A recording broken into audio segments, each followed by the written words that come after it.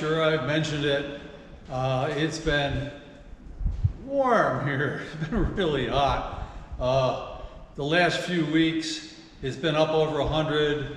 I know my friends back east are gonna laugh about this, but right now we're experiencing some nice cool temperatures in the mid to upper 80s. I'll tell you, after 103, 104 degrees, 85 feels very nice and cool and comfortable. But that hot weather, I mean, this is mid-July or mid-August, so those hot temperatures are probably going to come back between, you know, next week, who knows. Right now we're in monsoon season, which tends to cool things off from what I understand. I have yet to get a whole lot of rain, but it'll happen. But I thought the shower in my bus, the tankless hot water heater, has decided to stop working, and I'm waiting to replace that one. But I'd like to have an outdoor shower, and that's going to take a little bit of doing, so that's going to be a few videos from now. But in the meantime, it'd be nice to have just a tub that lukewarm water that I could just soak in at the end of the day, sort of get some of the dust and the sweat off. And so I bought this. Let me show you. So I went to Tractor Supply, picked up this 110-gallon Rubbermaid tank. Other side here. It's got a drain cap that I can just take out to be able to drain it, and this is deep enough that I can get in it, or probably if you're real friendly, you can get 2 people in here. I don't have a fence. I'm eventually, again, that's coming up, is the fence off a few of the acres out here near the road around my shop and the house site in this stone house, to keep the cows out. This is open range for the most part, and there's a neighbor who runs his cattle out here, and until I get the electric fence up to keep them out of this area, this is gonna look like a very nice source of water for them. I don't really want to, at the end of a day, climb into a vat that's got cow slobber floating on it. Doesn't seem like it'd be very pleasant to me. So I'm gonna make a cover for this, and this has, you know, something like handles here that I can bungee across. So that's going to be today's project, is getting a cover made for this. What I'm going to use is these scrap pieces of 2x12 that were originally used for the forms. It's like these are the pieces cut off from when I redid the trailer. So I've got 3 of them. We'll go all the way across. We're going to cut it so it fits a little, looks a little nicer, fits a little better. But I've got to put some sort of support to keep these boards together. And for those, I've got a bunch of short pieces of 2x4 that were used in the skids and the packing for all of the metal in this building. So I'm going to cut these down and attach them to the boards, and then flip it over and mark it so I can cut it. So that's today's project. So let's get to it. Now, the interior here across, it's got a little bit of a slope to it. At the top it measures 28, but if I go down, let's see, I got a little scrap piece here, but if I go down just a little ways, so that's about where it's supposed to be. I'm looking at 27.5. Definitely got to take into account the slope. So I'm going to cut 3 pieces that are 27.5.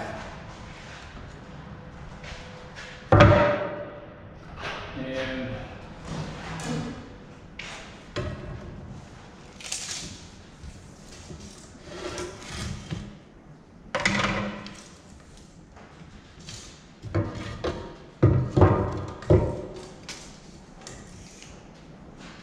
seven and a half.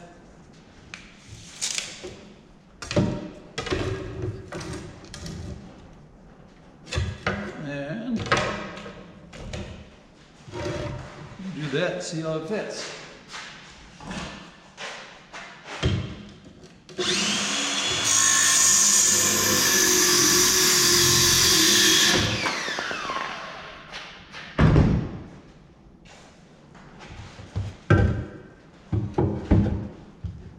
And that fits nicely. So, 2 more of those. Okay, so I got those 3 cut. What's the best way to attach them? Obviously, I can't be inside there to attach them.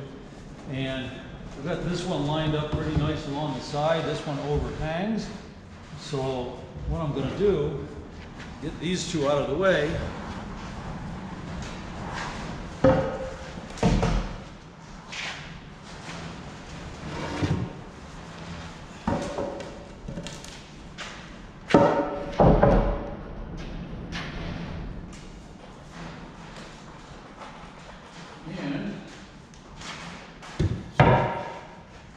I can take,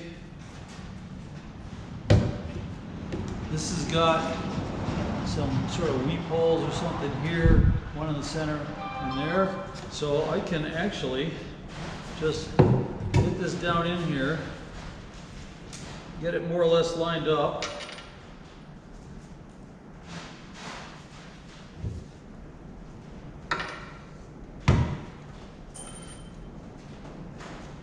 And jeez.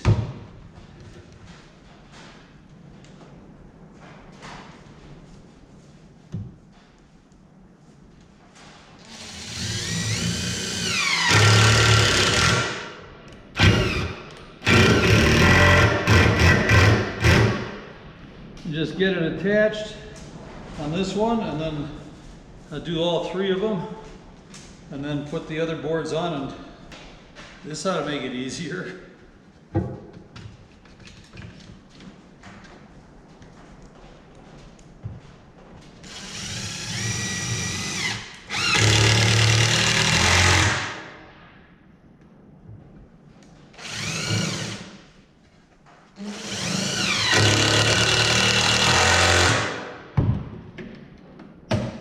Okay, let's get the other boards on here. We'll get those screwed down. And I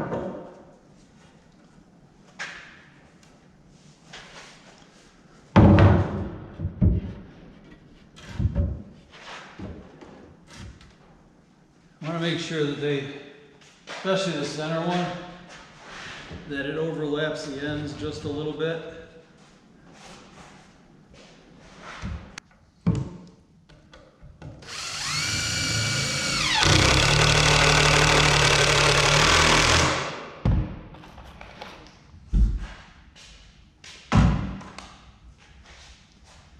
Now, it won't slide this, it slides this way a little bit, and we'll deal with that. So as I mentioned, I could just leave it like this. It's just a cover, but I would like it to be more attractive. So while it's still on here, I'm going to take this marker and run it around.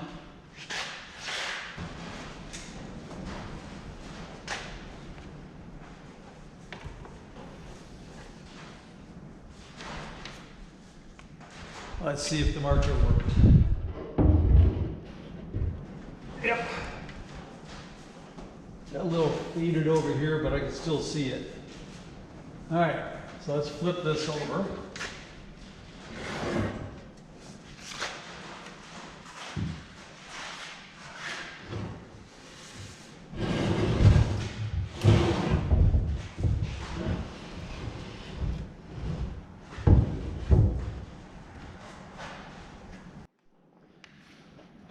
All right, I'm going to cut the oval out using this jigsaw with a very long blade on it.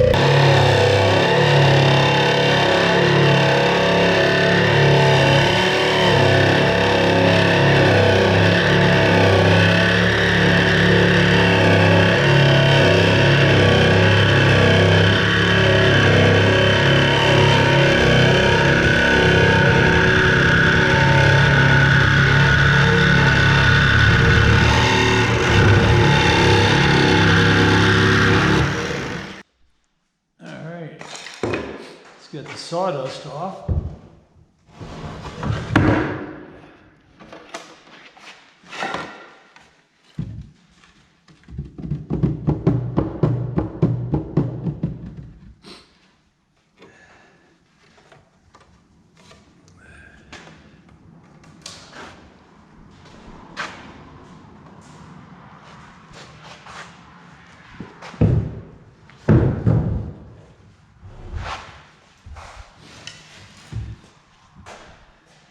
Well, it's heavy, but it's not. Cow's gonna not knock it off heavy. All right. Now, like I said, it slips a little back and forth, but it doesn't actually uncover it. I'm not super worried about the cows. I mean, yeah, I don't want cow slobber, but we're worried about coyotes or the birds and all of those things. In the desert, they're all looking for water. So if I don't make it so that the birds can land on it or the coyotes can, you know, I'm trying to keep this from being a drowning pool for the animals.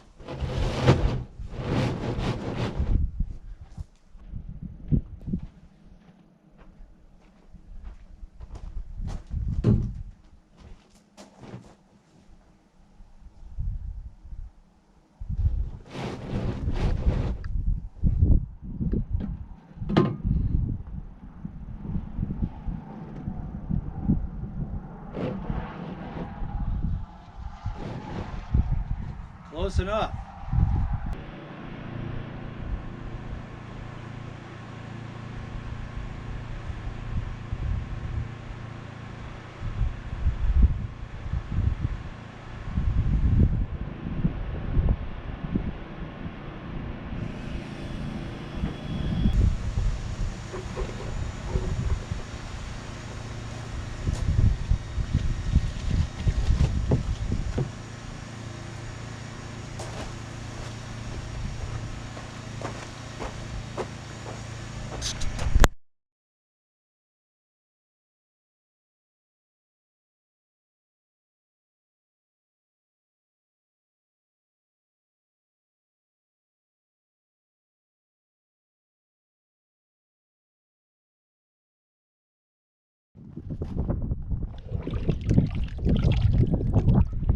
I think that's full enough. Once you put me in there, it's going to be up close to the top.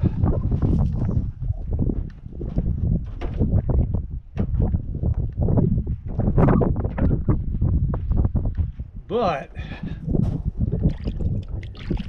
I'm not into that whole ice plunge challenge, so it's a little chilly for me right now, but I will wait and see if it warms up with the sun beating on it and the cover on it, and see what it's like tomorrow. I don't know if I'll show you me in it.